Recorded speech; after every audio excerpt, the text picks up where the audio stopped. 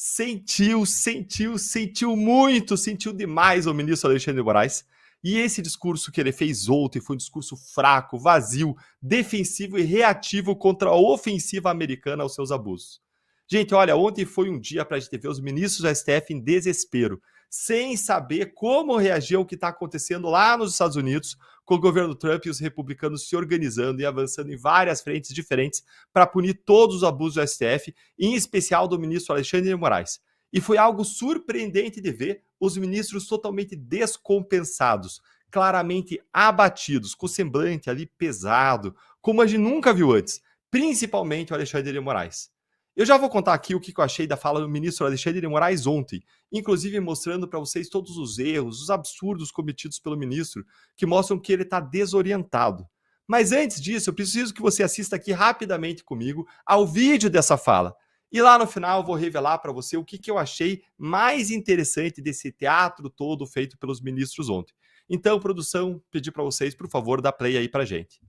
Nesses 73 anos de inauguração da sede oficial da ONU, é importante que todos nós reafirmemos nossos compromissos com a defesa da democracia, dos direitos humanos, da igualdade entre as nações e nosso juramento integral de defesa da Constituição brasileira e pela soberania do Brasil, pela independência do Poder Judiciário e pela cidadania de todos os brasileiros e brasileiras, pois deixamos de ser colônia em 7 de setembro de 1822 e com coragem estamos construindo uma república independente e cada vez melhor, uma república independente e democrática com a Constituição de 1988.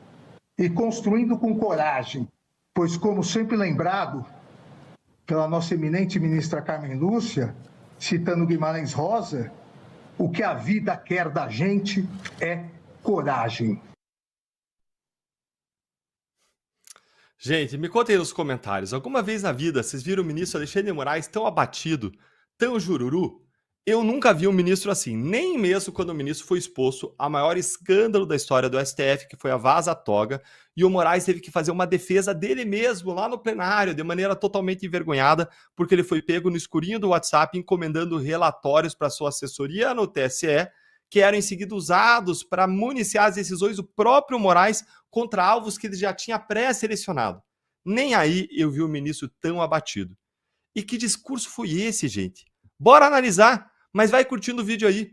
Esse discurso ele foi um discurso totalmente defensivo, em que o ministro precisou se defender de vários ataques nucleares que estão vindo de todos os lados, de várias frentes diferentes, e que complicam muito a vida dele.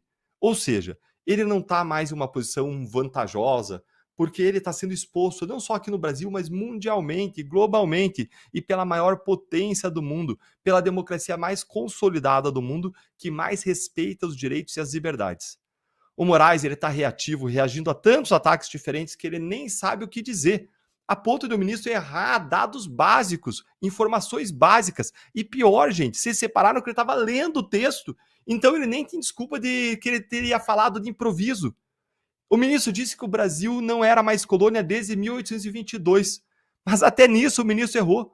O Brasil deixou de ser colônia de Portugal em 1815, 7 anos antes do que disse o ministro. Em 1815, o Brasil se tornou Reino Unido a Portugal e Algarves. Foi o começo da monarquia no Brasil. E aí ele começa a falar de várias coisas diferentes, desconexas. Ele fala da ONU, fala do prédio da ONU, e aqui ele erra de novo. Ele diz que a ONU foi criada para defender a democracia. Mentira, ministro. Errou de novo. A ONU não foi criada para defender a democracia. Até porque na criação da ONU havia vários países que não eram democracias, eram ditaduras. A ONU foi criada como uma resposta aos horrores da Segunda Guerra Mundial e para impedir que um grande novo conflito, como as duas grandes guerras do século XX, voltasse a acontecer no mundo. Moraes falou até de direitos humanos.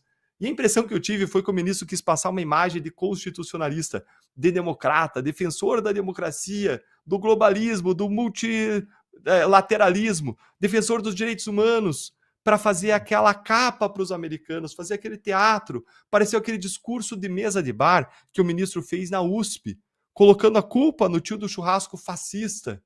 Esse discurso aí dele mostra que ele está atordoado, desorientado. E nessa sexta eu fiz um vídeo no meu canal contando qual que é a nova estratégia de contra-ataque do STF contra os Estados Unidos, que mostra muito isso também.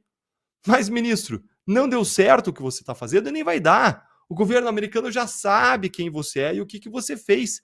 Esse barco de se fazer de democrata para inglês ver aqui literalmente, já zarpou e já zarpou faz muito tempo.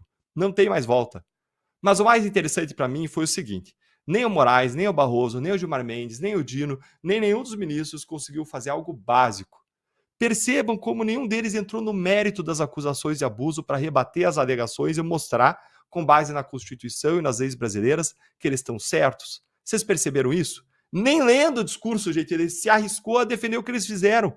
A gente nunca viu isso e nem verá, porque obviamente eles agem politicamente, não tecnicamente. Não é com base na lei.